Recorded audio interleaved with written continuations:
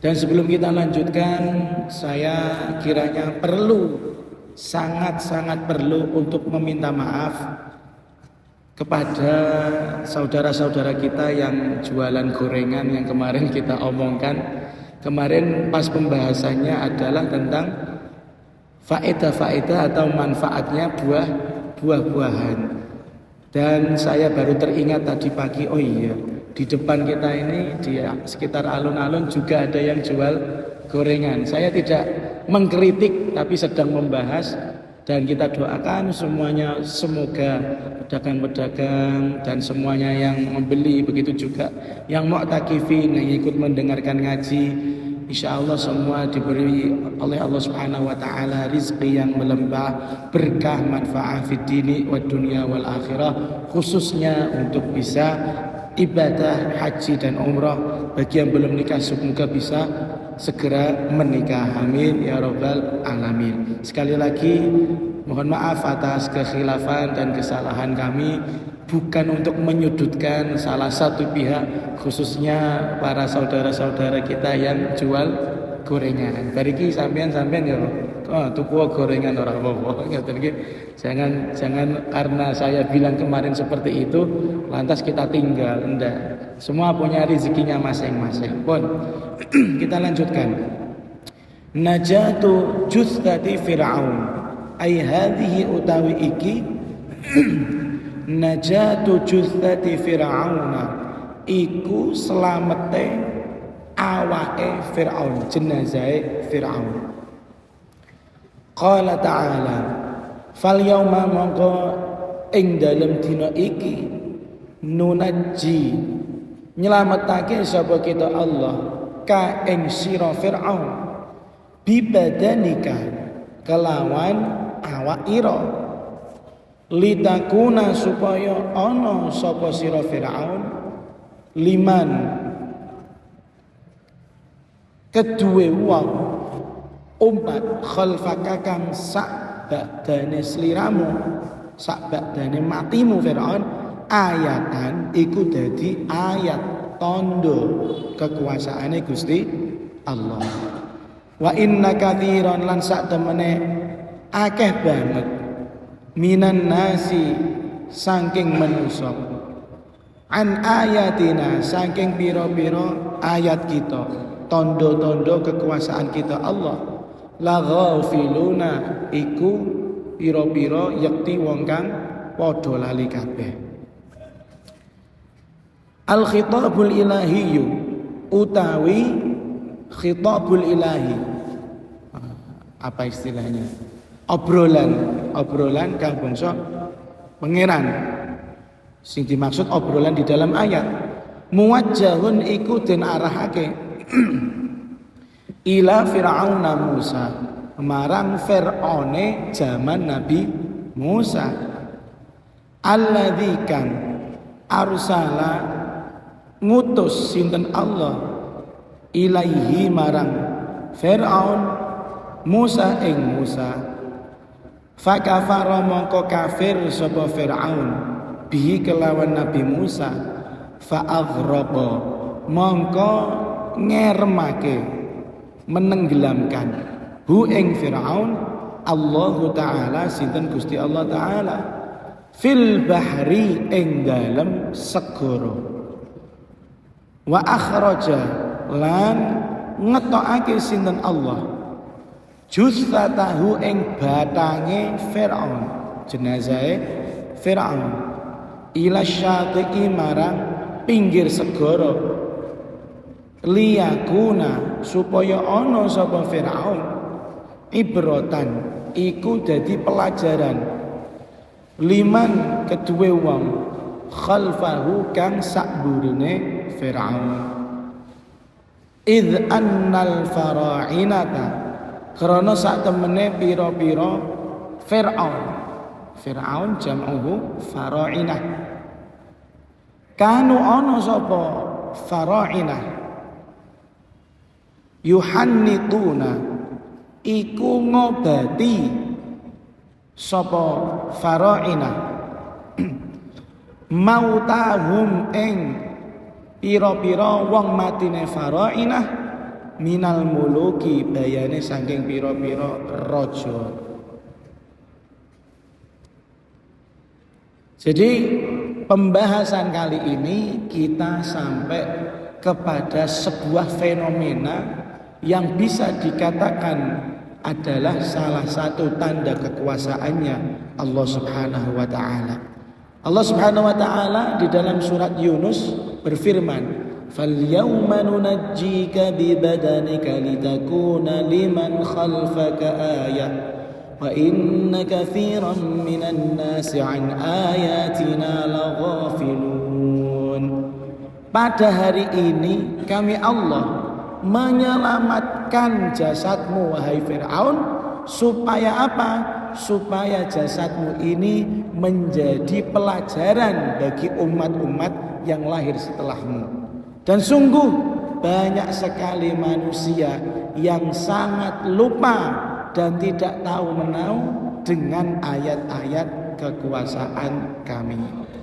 Jadi kata Sayyid Muhammad Sa'ad, ayat ini khitabnya mengajak bicara kepada Fir'aun.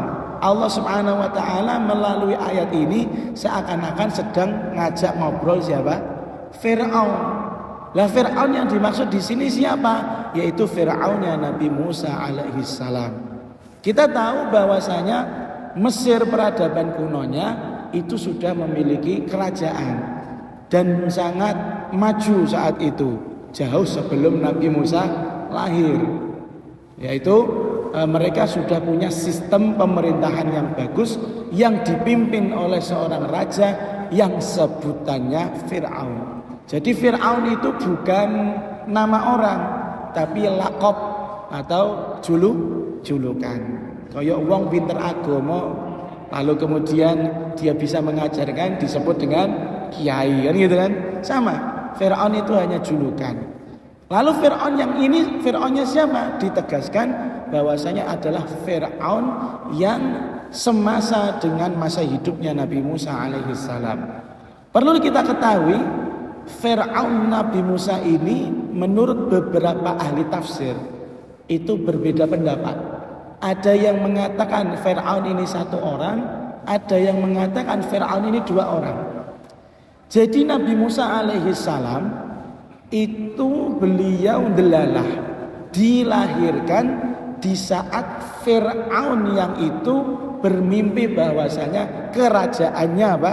Dirobrak-abrik sama lelaki bocah calanang, cah bayi lanang. Maka berdasarkan mimpi tersebut akhirnya Fir'aun yang waktu itu memiliki keputusan untuk apa? Membunuh setiap bayinya Bani Israel yang berjenis kelamin lelaki. Tapi wa makaru wa makarallah, mereka melakukan rekayasa tapi rekayasanya Allah lebih hebat. Nabi Musa lahir di zaman yang genting seperti itu dan selamat. Dan anehnya dirumati sama siapa? Fir'aun yang membuat perintah itu. Lah yang menjadi khilaf itu adalah Fir'aun yang mati ini. Katanya beberapa ahli sejarah menegaskan bahwasanya Fir'aun yang tadi melarang atau memberi pengumuman untuk membunuh bayi laki-lakinya Bani Israel itu adalah Fir'aun ayah. Sementara yang tenggelam ini Fir'aun anak. Fir'aun anak. Lah ini Fir'aun inilah yang diajak oleh Nabi Musa untuk masuk Islam. Ya kita tegaskan Nabi Musa agamanya apa? Islam. Para anbiya itu agamanya Islam. Cuman anak buah wae dadi Yahudi karo Nasrani sesat niku nggih. Nabi Musa diperintah oleh Allah untuk mengajak Fir'aun masuk tauhid, menyembah Allah Subhanahu wa taala. Singkat cerita, karena Fir'aunnya sudah mengaku-ngaku jadi Tuhan, akhirnya dia enggak mau juga harus menjaga reputasi ketuhanannya kan. Terpaksa, saya enggak akan ikut sama kamu. Saya enggak akan ikut sama kamu.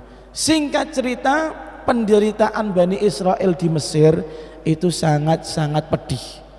Dan saat itu Nabi Musa yang memimpin Bani Israel. Akhirnya Bani Israel diperintah oleh Allah Subhanahu wa taala untuk segera keluar dari Mesir. Keluar dari Mesir. Lalu kemudian bertemulah Nabi Musa dengan rombongan, bertemu dengan lautan yang luas, yang mana kalau diterjang pasti tenggelam. Akhirnya mukjizatnya Nabi Musa keluar, yaitu memukul memukul lautan dibelah menjadi 12 jalan 12 jalan sesuai dengan sukunya Bani Israel. Nah, ketika rombongan awal sudah sampai atas, ya, sudah sampai tepian laut, ini rombongan Nabi Musa yang terakhir itu masih kelihatan sama Fir'aun yang masih di belakang. Jadi rombongan awal sudah sampai seberang, tapi rombongan belakang masih di tengah-tengah lautan. Fir'aun di tepian yang seberangnya. Di situ ada cerita menarik di dalam Taurat yang sifir atau bagian Al-Khuruj, bagian penyelamatan Bani Israel. Ini Taurat orang Yahudi, silakan sampean cek. Di situ disebutkan, loh delok, lautan saja takut sama saya, terbelah karena saya. Itu Fir'aun bilang seperti itu, lautan terbelah karena saya. Lalu kemudian ayo kita masuk bareng-bareng, menyuruh pasukannya untuk ikut masuk mengejar rombongannya Nabi Musa yang ada di tengah laut. Tapi anehnya, walaupun dia sudah berkoar-koar mengaku menjadi Tuhan dan mengklaim bahwasanya apa tadi, belahnya laut itu karena haibah, takut sama Fir'aun, anak buahnya Fir'aun masih punya logika waras. Kebetulan anak buahnya Fir'aun semuanya pakai kendaraan kuda, tentara kuda. Lalu kemudian mereka mengatakan, kalau memang betul kamu benar-benar Tuhan, ya sudah kamu masuk aja duluan, kami di sini saja, nggak ikut-ikutan. Lah akhirnya Fir'aun nggak bisa ngomong. Nah disinilah mulai triknya malaikat Jibril alaihissalam turun dengan membawa kuda betina. Lah kudanya Fir'aun itu dan pasukan yang lainnya, delalah kudanya itu laki-laki semua. Lihat kuda betina, nafsu bro. Nafsu. Akhirnya tanpa dikomando Fir'aun, tiba-tiba kudanya itu lari ke arah kuda betinanya malaikat Jibril ke arah tengah laut. Sementara rombongannya Nabi Musa yang tadi di tengah laut sudah hampir di ujung, sudah hampir di ujung seberangnya.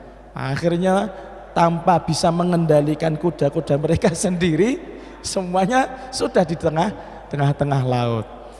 Dan pasukan Fir'aun mengatakan, ya Fir'aun, itu rombongannya Musa sudah mau selamat itu, bagaimana? Ayo kita lanjutkan, ayo kita lanjutkan. Nah akhirnya tidak berselang lama Allah Subhanahu wa ta'ala kembalikan belahan laut tersebut menjadi lautan kembali, ra'anu dalane lewat. Akhirnya di situlah mulai Fir'aun mengatakan, la ilaha illalladzi amanat bihi banu Israel. Tidak ada Tuhan kecuali yang tidak ada Tuhan yang berhak disembah kecuali Tuhannya Bani Israel yang mereka percayai selama ini.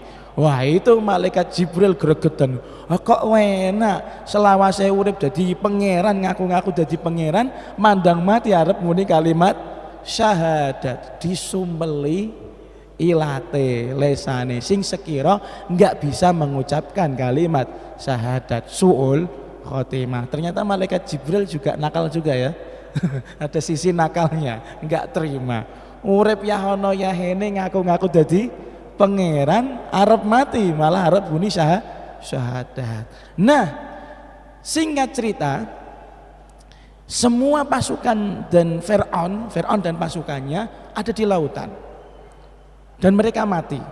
Lalu dasar Bani Israel sudah diselamatkan seperti itu, mereka ngomong sama Nabi Musa, ya Musa, kira-kira Fir'aun itu ngelangi apa ora, selamat ta ora? Dijauh sama Nabi Musa, ya wis modern toh cah, Wis modern nang tengah lautan winganane lho wis weruh. Winganane wis weruh. Kata mereka, kami nggak percaya. Jangan-jangan Firaun bisa berenang. Jangan-jangan Firaun masih eksis. Lalu Nabi Musa itu setengah mangkel berdoa, ya Allah, mohon ampuni saya. Ini adalah umat su'ul adabnya luar biasa. Minta dalil kalau betul-betul si Fir'aun ini sudah mati. Karena memang Fir'aunnya Nabi Musa ini membuat trauma Bani Israel. Ya gimana enggak? Bani Israel diperbudak, laki-lakinya diperbudak, yang wanita diperkosa, anak-anak diperjualbelikan, yang laki-laki dibunuh. Nah, mereka itu su'ul adab, sudah tahu mukjizat sebesar itu masih nanya kira-kira Fir'aun masih eksis hidup apa enggak gitu. Sehingga cerita setelah 3 hari kejadian tadi, kejadian pembelahan lautan lalu kemudian ditutup kembali, Allah Subhanahu wa taala perintahkan laut tersebut untuk istilahnya lafadho, memuntahkan Fir'aun dan anak buahnya. Anehnya ketika Fir'aun dikeluarkan, di tubuhnya ada ribuan tusukan dari benda tajam. Terus akhirnya mereka melihat, oh yos mati gitu. Oh ya wis mati. Lah, dan delalah Fir'aun yang inilah akhirnya menjadi ayatan. Allah jadikan dia sebagai pertanda akan kekuasaannya Allah Subhanahu wa taala. Tapi ada yang aneh. Kita selama ini meyakini bahwasanya mukjizatnya Nabi Musa adalah salah satunya apa tadi? Membelah lautan. Tapi ada orang bilang gini, sok keminter, bilang gini, itu Nabi Musa pas dia dan kaumnya bisa melewati lautan, itu sebenarnya laut sedang surut, makanya mereka bisa lewat. Waduh, logika dari mana ini? Wallahu a'lam. Mukjizat itu tidak bisa dilogika. Ini macam-macam. Terlalu berani untuk mengkomentari mukjizatnya Nabi Musa alaihi salam. Maka kalau ada orang yang mengatakan, "Iku Nabi Musa selamat karena lautnya sedang surut, sementara Fir'aun lewat pas lagi pasang." Ya itu tolol tenan. Tolol itu. Kalau ketemu Nabi Musa bin kuapluk. Nabi Musa kan galak toh, nanti di akhirat dituapuk lambene orang-orang seperti itu. Sudahlah, kita percaya bahwasanya itu memang betul-betul mukjizatnya Nabi Musa. Lah wong awalnya Nabi Musa memukul tongkat ke arah lautan itu, lautan awalnya ndak mau belah kok. Sampai akhirnya Allah Subhanahu wa taala kirimkan ilmu wafak. Ilmu yang turun menurun dari Allah diwariskan ke nabi dan rasul yang lainnya. Khusus avatar, khusus ya pengendali lah ya, khusus nabi-nabi, sementara kita orang nggak punya ilmu itu. Sampai pada akhirnya Nabi Musa mendapatkan wahyu, kalau mau mengajak bicara lautan agar dia mau terbelah, panggil julukannya siapa? Pak Khalid, Abu Khalid. Lautan itu namanya Abu Khalid, Bapak Mas Barok. Pak Khalid itu. Ternyata Abu Khalid baru dia mau membelah.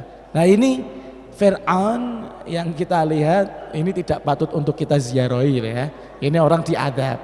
Karena konsepnya gini, Allah Subhanahu wa taala mengabadikan jasad-jasad atau jasad-jasad orang-orang yang terkena adab bukan untuk diziarahi. Di Saudi Arabia, perbatasan antara Saudi dengan Yordan itu ada tempat yang namanya Madain Soleh. Madain Soleh itu apa? Madain itu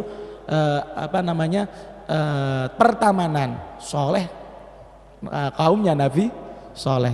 Apa kelakuannya kaum Nabi Soleh? Membunuh unta yang lahir dari apa? Batu. Gak salah ya, benar ya? Nanti dicek nanti. Singkat cerita, ketika kaumnya Nabi Soleh, dan ini kaum yang sangat maju peradabannya, mereka punya pertanian, tanahnya subur, sungainya mengalir, pokoknya indah sekali. Ditambah lagi ada unta yang lahir dari batu, betul-betul dari batu. Bon, singkat cerita karena mereka terlalu berani dengan onta sampai disembelih. Mukjizatnya Nabi Saleh disembelih. Allah murka. Akhirnya Allah Subhanahu wa taala mengadab kaumnya Nabi Saleh, diangkat ke langit itu tanah berapa meter itu diangkat ke langit, langsung disalto blek. Nah, langsung disalto blek. Ini anehnya, delalah orang-orang Arab dan sekitarnya tahu daerah tersebut dan sekarang menjadi tempat wisata. Nah, kalau Anda ada kesempatan umroh atau haji, kalau diajak ke tempat Madain Soleh, jangan mau. Itu tempat adab, maka suasananya angker, suasananya menakutkan. Ya.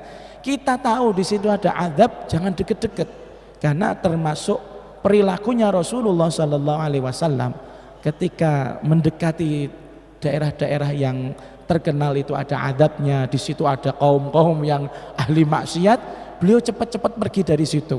Lah orang sekarang enggak deh, sama travel umrah, travel haji diduitkan, ayo ke Madain Soleh itu. Ya hati-hati.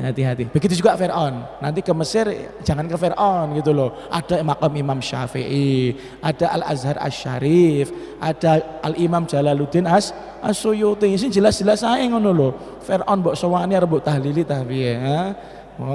Dan Allah jadikan itu sebagai ayah, sebagai pertanda akan kekuasaannya Allah Subhanahu wa taala.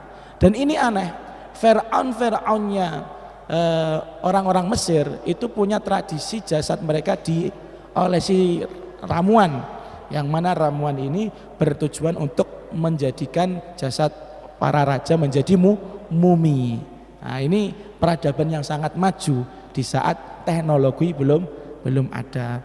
Tapi ngapunten, ketika kita lewat dengan ayat-ayat seperti ini, untuk orang-orang saat ini rasanya nopo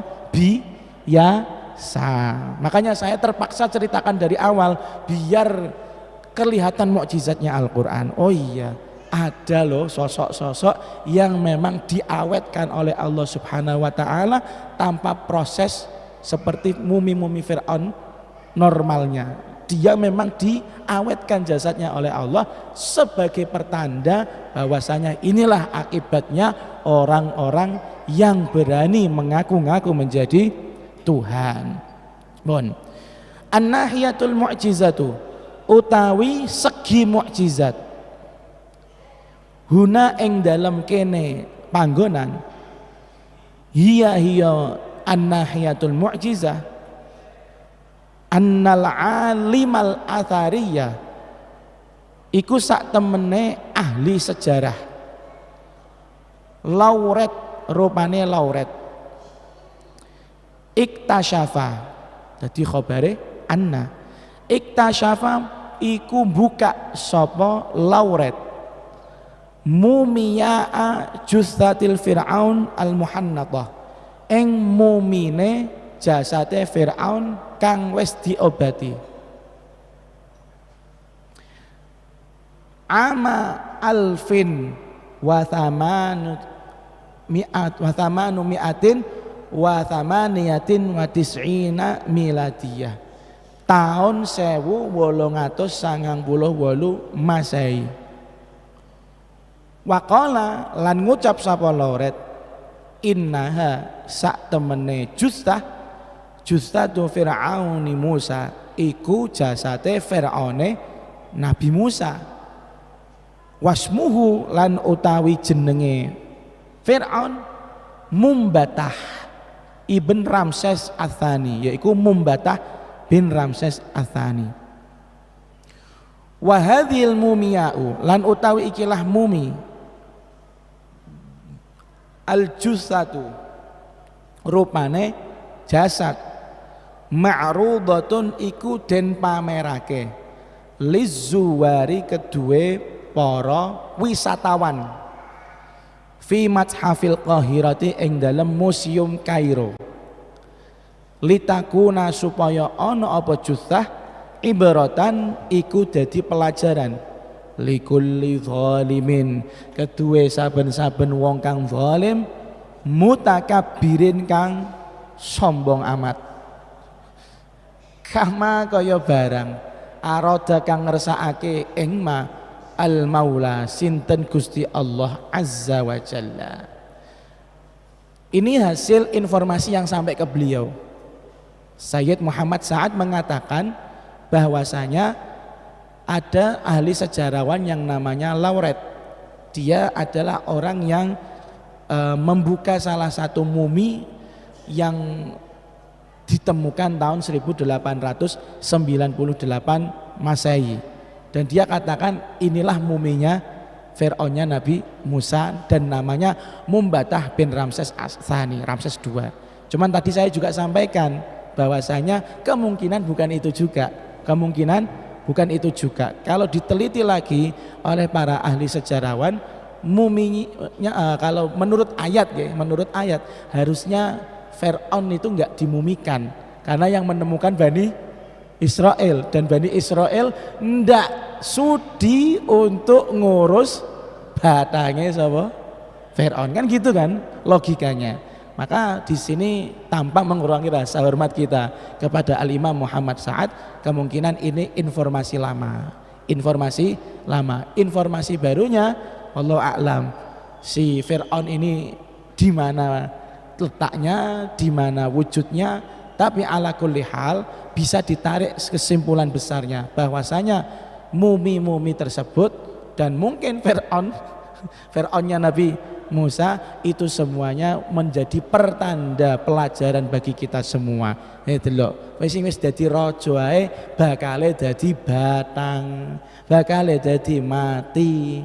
Apalagi kalau kita cuman kepala rumah tangga, zalim sama tetangga, zalim sama saudara, rebutan warisan, ya tak urung mati.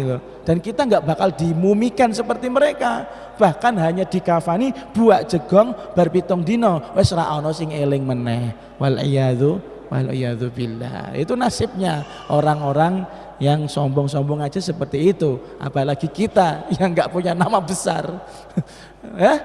Kalau orang itu dikenang karena namanya, entah nama baik atau nama buruk. Nabi Sulaiman, nabi, Raja Iskandar, Iskandar Dzulqarnain, seorang soleh, raja. Nabi Musa, Fir'aun diingat-ingat karena keburukannya.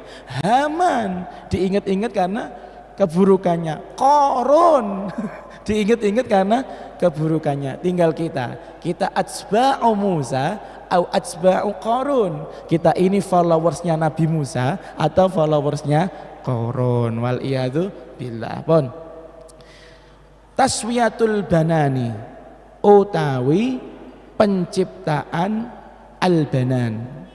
Banan niku tulang ya. Taswiyatul banani utawi ikiku penciptaan tulang. Qala ta'ala ayahsabul insanu allan najma'a 'idhamah bala qadirina 'ala an nusawwiya banana. Ayahsabu anata ngira al insanu sapa manusa. Ngira apa? Allan najma'a ing yen to ora bakal iso ngumpulake sapa kita Allah. Idhamahu ing balung-balunge insan. Bala ya balik qadirina mampu sapa kita ala annusawiyah ing atase yen to gawe sapa kita nyempurnaake sapa kita bananahu ing pira-pira derijine insan. Al-bananu utawi al-banan huwa hiya banan nihayatul usbu'i iku poe driji wa inda mastaba'ada lan nalikane nganggep adoh al kuffaru sapa wong kafir i'adatal khalqi ing baleni gawe baleni penciptaane manusa, gawe ciptaane manusa. Akada nguatake Allah sinten Gusti Allah Jalla wa ala. Jalla maha agung wa ala lan maha luhur, qudratuhu apa kekuasaane Allah subhanahu ala i'adatil khalqi ing atase baleni nyiptakake kama kaya barang ansya'a kang wis nukulake sinten Allah hu ing khalq wa khassalan ngususake subhanahu sinten Gusti Allah taala al banana ing poe driji bidzikri kelawan sebutan dunasa iril makhlukati dudu liyane sekarine pira-pira makhluk wa dunasa iri a'dha'il jismi lan sakliyane sekarine pira-pira anggota badan min idhamin saking tulang belulang wa uyunin lan pira-pira mata wa ghairihi lan liyane. Pun Allah Subhanahu wa taala pada suatu firman-Nya itu sedang mematahkan pendapatnya orang kafir. Jadi orang kafir itu pernah berlogika seperti ini. Orang mati kalau sudah membusuk jasadnya otomatis menyatu dengan tanah. Ini pasti Allah Subhanahu wa taala kesulitan untuk membangkitkannya kembali. Maka orang-orang kafir itu hampir semuanya orang kafir itu tidak percaya yang adanya kebangkitan hari akhir. Di hari kiamat nanti semua dari kita yang hancur ditelan oleh bumi, jasadnya menjadi rusak dimakan oleh sindat, maka jangan heran nanti di hari kiamat semuanya dibangunkan oleh Allah Subhanahu wa taala untuk dimintai pertanggungjawaban. Maka Allah Subhanahu wa taala berfirman di surah Al-Qiyamah yang artinya gini, apakah mereka manusia mengira bahwasanya kami Allah tidak akan mampu mengumpulkan kembali tulang belulang mereka? Tentu kami mampu untuk melakukan seperti itu, bahkan kami mampu untuk menciptakan ujung jari jemari mereka kembali. Jadi kan nanti semua tubuh manusia itu rusak, hancur semua tulang belulangnya, kecuali ajbuz dzanab, apa ini? Tulang ekor. Yang mana tulang ekor ini ibarat seperti tumbuhan, dia adalah bijinya yang nanti di akhirat di hari kiamat nanti disiram dengan mani oleh Allah Subhanahu wa taala dan nanti tumbuh menjadi manusia kembali untuk dimintai pertanggungjawaban. Maka kata Sayyid Muhammad Sa'ad, al-banan adalah ujung jari jemari. Dan ketika orang-orang kafir mengatakan Allah nggak mungkin untuk bisa membangkitkan makhluk yang sudah mati, justru disinilah Allah Subhanahu wa taala menegaskan Allah mampu untuk menciptakan hal tersebut. Bahkan Allah menyebutkan al-banan, ujung jari jemari.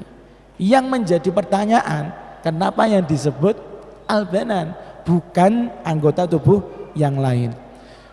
Fahal mongko ana ta al usbu'u utawi driji awil bananu utawa ujung jemari aktsaru ta'qidan, aktsaru iku luweh akeh ta'qidan apane angele min ghairihi tinimbang saking liyane banan hatta yakuna sehingga ana apa banan maudhi'at ta'qidi iku panggonan kang rumit. Hada utawi iki ma iku barang asbata kang netepake hu ing ma al ilmul haditsu apa ilmu sains alladzi kang bayana, aja bingung ora bayina niku nek santri-santri sing anyaran macane baina, bingung iki maknane apa. Bayana kang nerangake apa alladzi annal basmata ing sak temene sidik jari. Annal basmatal banani ing sak temene sidik jari. Tatakawanu iku terbentuk apa basmah min khututin saking pira-pira garis barizatin kang muncul fi basyaratil jildi ing dalam kulit. Tatalawa kang melungker-melungker apa basmah.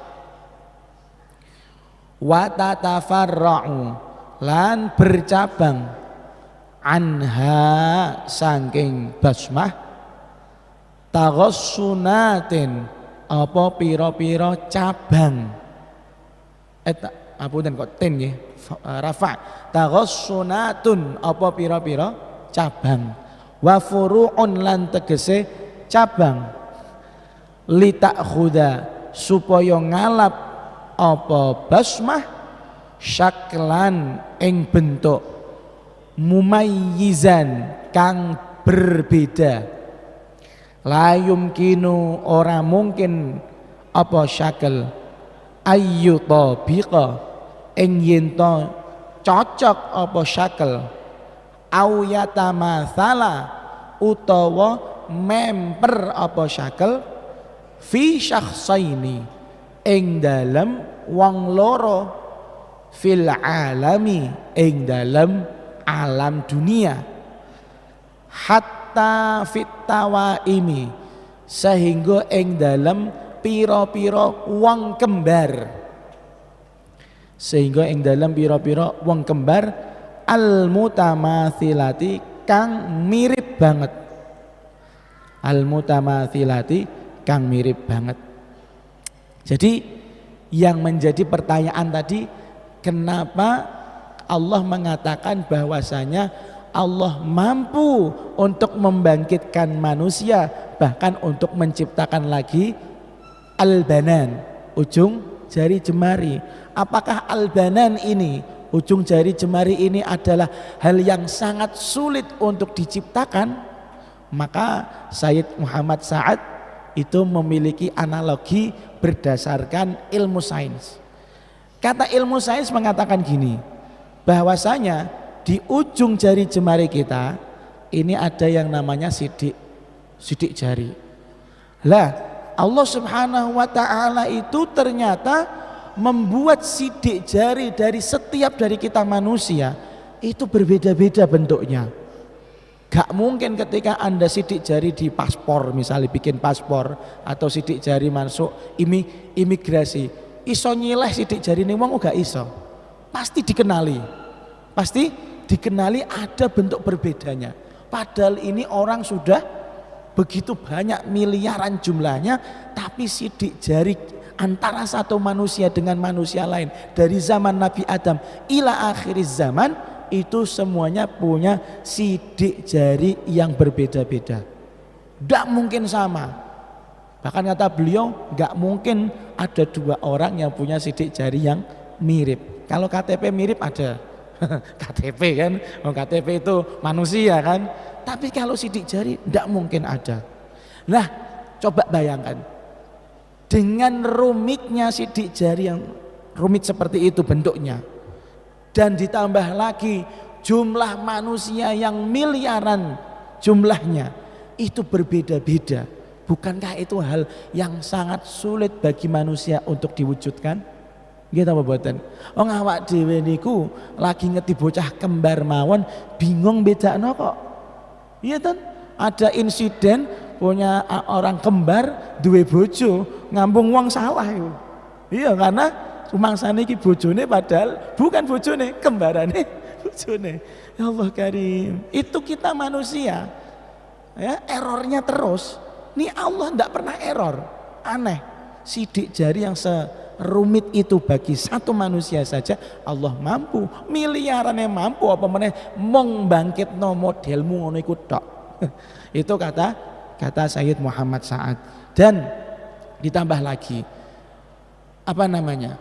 Bahwasanya Allah itu membangkitkan kita tuh lebih mudah daripada bikin lagi. Logikanya gini, kalau bikin sebuah inovasi baru, barang yang enggak pernah ada contohnya, ya, visioner, barang yang sangat-sangat tidak ada kembarannya, itu kan hal yang susah, hal yang susah.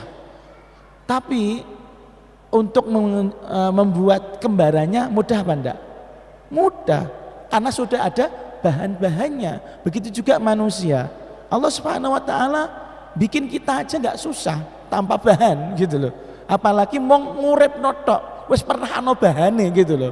Malah luweh gampang gitu loh maksudnya. Nah, ini salah satu bentuk mukjizatnya Al-Qur'an gitu loh. Yang disebut oleh Allah Al-Banan, sidik jari. Baru kita temukan ternyata sidik jari manusia itu beda-beda. Berarti memang ini salah satu tanda kekuasaannya Allah Subhanahu wa taala. Syajaratul yaqdini ai hadhihi utawi iki syajaratul yaqdin iku wit waluh. Waluh niku napa nggih? Labu nggih, labu. Wit waluh.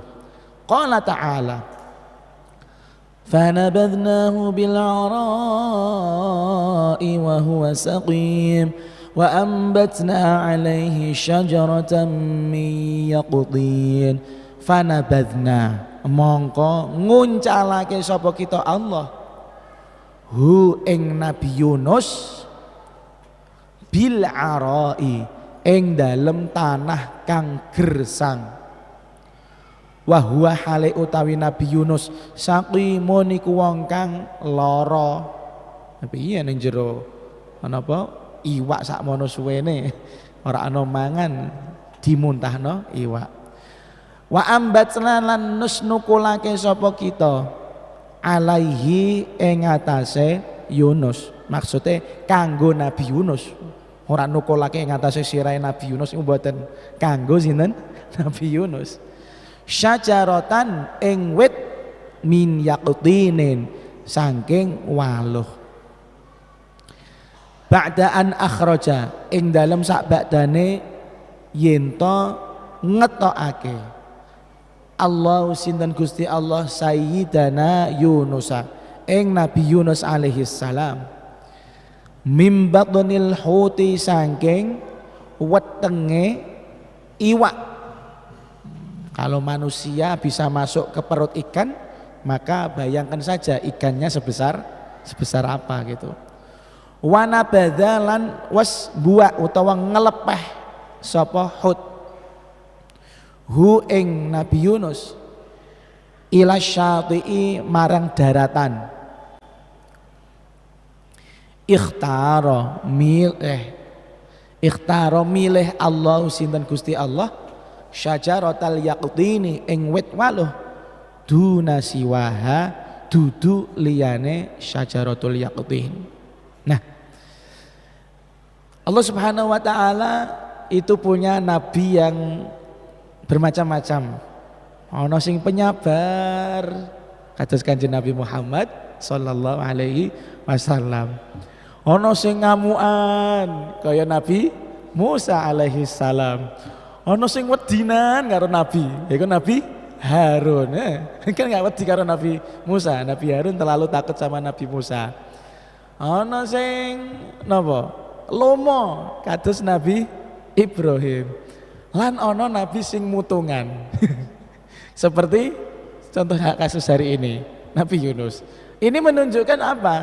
Nabi dengan pangkatnya yang istimewa di sisi Allah tetaplah manusia. Mereka punya kebiasaan, punya perasaan, punya hati yang tidak jauh berbeda dengan kita. Akan tetapi yang membedakan kita dengan mereka, pangkat mereka yang tinggi di sisi Allah Subhanahu wa taala. Dan seringkali kita tegaskan adat-adat kebiasaan seperti makan, minum, tidur, menikah, marah, sedih yang dirasakan oleh para nabi itu tidak menjadikan pangkat kemuliaan mereka menjadi turun. Karena tidak ada istilahnya mantan nabi atau mantan rasul, tidak ada. Kalau mantan waliullah itu ada. Ada orang yang soleh lalu kemudian dikasih oleh Allah Subhanahu wa taala pangkat menjadi salah satu kekasihnya Allah, akan tetapi karena dia maksiat, akan tetapi karena dia nakal, akhirnya mati dalam keadaan su'ul khotimah dan jadinya mantan wali. Naudzubillah min dzalik. Tapi kalau Nabi itu tidak ada, itu pegawai negeri subhanahu wa ta'ala tenan itu. Tidak mungkin dipecat. PNS-nya Gusti Allah, pegawai negeri subhanahu wa ta'ala. Singkat cerita, Nabi Yunus nggak begitu sabar untuk menghadapi kaumnya. Kaumnya pokoknya ngoten niku lah. Singkat cerita, beliau kabur dan sudah berdoa, ya Allah tumpas saja ya Allah, umat dikandani rak ngantul wis jenengan seksa lah kula rak betah dadi nabi. Baper, terbawa perasaan. Ya itu karena nemeni umat mestinya ya. Tapi intinya kesabaran beliau nggak sampai segitu. Sehingga cerita beliau naik kapal, di kapal tengah kapal terombang-ambing. Hebat.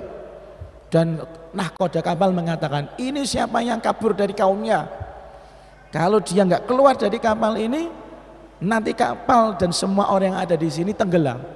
Kata Nabi Yunus, pulau. Kulo niku pelakunya saya. Langsung beliau loncat ke lautan, sehingga cerita beliau dimakan, tapi tidak dicerna oleh ikan, dimakan oleh ikan yang besar. Sampai lama sekali di situ. Hingga akhirnya Allah Subhanahu wa taala memberi beliau wahyu, kalau mau keluar dari perut ikan agar tidak dicerna oleh asam lambungnya ikan, beliau harus matur sama Allah, la ilaha illa anta subhanaka inni kuntu minadz zalimin. Ya Allah, tidak ada Tuhan yang berhak disembah kecuali Engkau, maha suci Engkau, dan sungguh saya termasuk orang-orang yang zalim karena meninggalkan kaumnya. Lah singkat cerita, kaumnya malah Masya Allah, udah mau adab turun, mereka tobat. Adabnya dicabut, nabinya kabur. Wes, akhirnya la ilaha illa anta subhanaka inni kuntu minadz zalimin dibaca terus. Sampai pada akhirnya ditakdirkan oleh Allah Subhanahu wa taala, kata Allah, fanabadznahu bil ara. Kami lemparkan Nabi Yunus di daratan yang sangat gersang dan dia dalam kondisi sakim. Sakim itu kalau bahasa harfiahnya sakit, tapi kita maknai yang lebih dramatis lagi, dalam kondisi yang sangat kritis. Nabi Yunus keluar dari perut ikan dalam kondisi yang sangat kritis. Akan tetapi Allah Subhanahu wa taala dengan kemurahannya mengatakan, wa ambatsna alaihi syajaratan min yaqdin. Akan tetapi kami tumbuhkan di sampingnya pohon, yaitu pohon labu walo. Lalu yang menjadi pertanyaan, mengapa yang keluar itu pohon labu, kok gak roti, keju dan lain-lain ya? Faqat tabayyana, monggo teman-teman wis pertelo akhiran ing dalam akhir-akhir iki annama asyajaratil yaqdini, apa sak temene banyu wit waluh yukhaffifud dhamaa, iku pakai dhad, betul itu, bukan dha tapi dhad, bahasa lughah lahjah. Yukhaffifu iku iso ngentengake apa mak ad-dhamaa ing dahaga ngelak, bisyaklin kelawan bentuk malhudin kang setiti. Wa anna hadhihi syajarata lan sak temene ikilah wit tufidu iku ngei manfaat apa syajarah fi tarmimil jildi ing dalem bangun kulit, regenerasi kulit, wa tuqawi lan nguwatake apa kulit, al badana ing awak. Kita terangkan lagi, ketika Nabi Yunus kembali ke daratan, anehnya Allah Subhanahu wa taala tidak memberikan makanan tapi kecuali makanan yang berasal dari pohon labu. Hikmahnya apa? Kata Sayyid Muhammad Sa'ad mengatakan, ternyata melalui ilmu sains sekarang dinyatakan bahwasanya kandungan air atau mineral di dalam buah labu itu bisa mengurangi rasa dahaga dengan yang sangat rinci sekali. Dehidrasi niku lho maksudnya. Kalau kita selama ini iklannya Anda dehidrasi, minum Pocari Sweat kan gitu kan? Enggak, Al-Quran sudah punya Pocari Sweat yang namanya apa? Buah labu. Enggak usah nyari Pocari Sweat.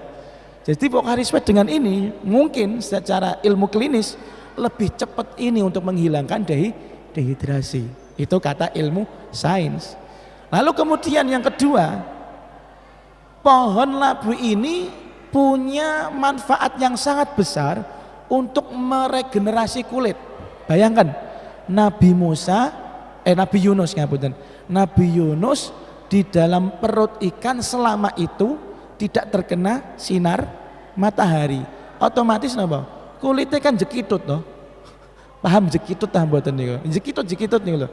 Dan tidak terkena matahari, kekurangan vitamin D kan gitu kan. Maka pohon atau buah labu ini punya fungsi untuk meregenerasi kulit. Makanya sing tua-tua atau bocah nom tapi raine kok tua banget, jekitut raine, mungkin harus banyak-banyak mengkonsumsi labu. Makanya Sayyidah Aisyah radhiyallahu anha juga salah satu untuk mempercantik diri. Kan beliau itu Masya Allah cantik cuman cungkring gitu kan.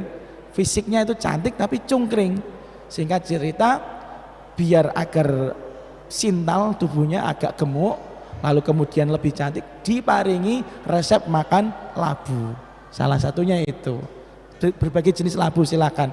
Labu kuning walos sing kangge napa? Kolak niku juga enak itu. Apalagi ada kolake santene. Wow, mantap jiwa.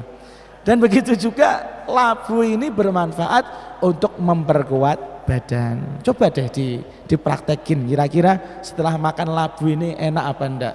Tapi rata-rata wong-wong niki wegah to mangan waloh nih yo, digawe jangan yo males, digawe kolak rakik semangatan gitu.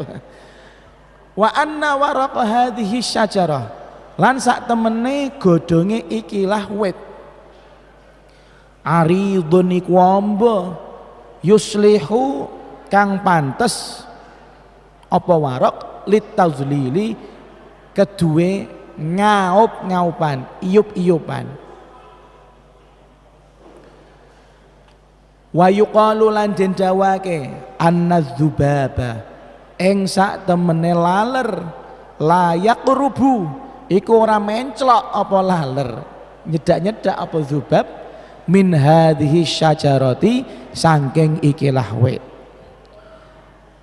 Wa hunaka lan iku tetep ing dalem mengkono-mengkono panggonan ibarun utawi pira-pira pelajaran kathiratun kang akeh khafiyatun kang tersembunyi. Walakin lan tetapine al muakkadu utawi kang den pastekake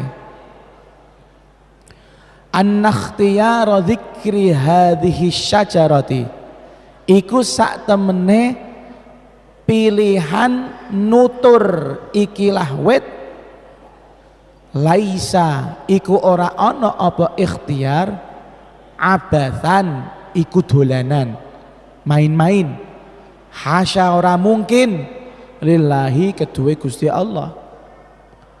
Wa anna kullasmin lan sak temene saben-saben jeneng au kalimatin utawa kalimah fil qur'ani ing dalem Quran laha iku tetep kedue kalimah isyaratuha utawi isyarate kalimah wa dalalatuha lan dalile kalimah.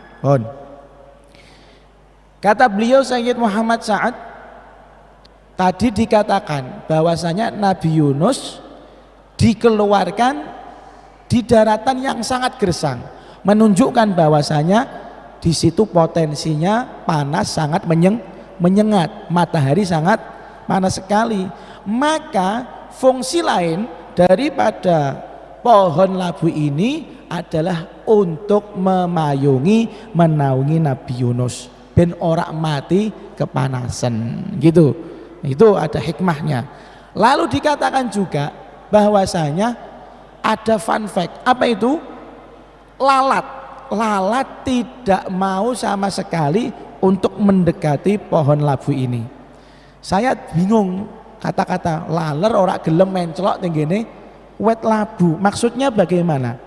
Di dalam kitab Hayatul Hayawan, kehidupan hewan Al-Kubro, ini santri-santri kalau mau cerita-cerita yang aneh di kitab ini, lil Imam Ad-Damiri, Hayatul Hayawan lil Imam Ad-Damiri, Imam Ad-Damiri. Di situ masya Allah yang disebut bukan hanya hewan-hewan saja, beliau cerita bentuk jin niku kaya apa, cerita di situ. Kitab aneh tapi unik. Beliau mengatakan wala yaqa'u ala syajaratil yaqtin walidha ambataha Allah ala nabiyhi Yunus li'annahu hina ukhrija min batnil hut la waqat alaihi dzubabah la alamathu famana Allahu anhu dzubab bidzalik falam yazal kadzalika hatta tasallaba jismuh. Kata Al-Imam Ad-Damiri, pohon labu ini tidak pernah didekati oleh lalat. Maka dari itu Allah Subhanahu wa taala tumbuhkan pohon labu itu di dekat Nabi Yunus. Karena apa? Ketika Nabi Yunus keluar itu dalam kondisi yang sangat kritis, wis meh mati, kelaparan, ora mangan, ora ngombe, terus kulit jekitut karena tidak terkena matahari. Lah ini kan sekarat. Hewan-hewan nggak mau tahu kan biasanya, wis pokoknya wah ada mangsa nih kan gitu. Maka Allah Subhanahu wa taala jadikan pohon labu ini menjadi pelindung bagi Nabi Yunus agar tidak diencloki laler. Nek diencloki laler otomatis nanti kulitnya Nabi Yunus membusuk. Nah gitu loh, itu hikmahnya ada di dalam kitab Hayatul Hayawan Al-Kubro Lid-Damiri. Dan kata beliau tentu saja ada banyak sekali pelajaran-pelajaran yang bisa diambil di balik disebutkannya pohon labu yang mana mungkin kita belum mengetahuinya saat ini. Dan Allah Subhanahu wa taala tidak mungkin menaruh kalimat, menaruh nama di dalam Al-Qur'an kalau tidak ada hikmahnya.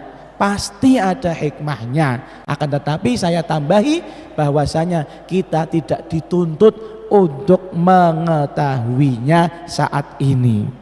Biasanya kan Anda dapat musibah. Biasanya nek ngomong loh, wah, bisa jadi nanti ada hikmahnya kan gitu kan. Ya itu hikmah seperti itu. Kita tidak dituntut untuk mengetahuinya saat ini. Mungkin seperti halnya najisnya liur daripada anjing. Kenapa harus dicuci dengan 7 kali basuhan, salah satunya pakai debu. Ternyata bakteri-bakteri yang ada di liur anjing tidak bisa dihilangkan dengan rinso, tidak bisa dihilangkan dengan mama lemon, harus pakai debu biar hilang. Tsumma qala ar-radha'atu fil Qur'an wallahu a'lamu bis-shawab. Bismillahirrahmanirrahim. يا ربنا اعترفنا بأننا اقترفنا وأننا أسرفنا على لظى أشرفنا فتب علينا توبة تغسل لكل حوبة واستر لنا العورات وآمن الروعات واغفر لوالدينا ربي ومولودينا والآل والإخوان وسائر الخلان أكل ذي محبة أو جيرة أو صحبة والمسلمين أجمع آمين ربي اسمع فضلا وجودا جودا منا لا باكتساب منا بالمصطفى الرسول نحظى بكل سول صلى وسلم ربي عليه عد الحب وآله وصحبه عدد طش السحب والحمد للإله في البدء والتناهي والحمد للإله في البدء والتناهي صلى الله على سيدنا Muhammad wa alihi washabihi wasallam walhamdulillahi rabbil alamin. Masih ada waktu untuk qiraatul Quran. Assalamualaikum warahmatullahi wabarakatuh.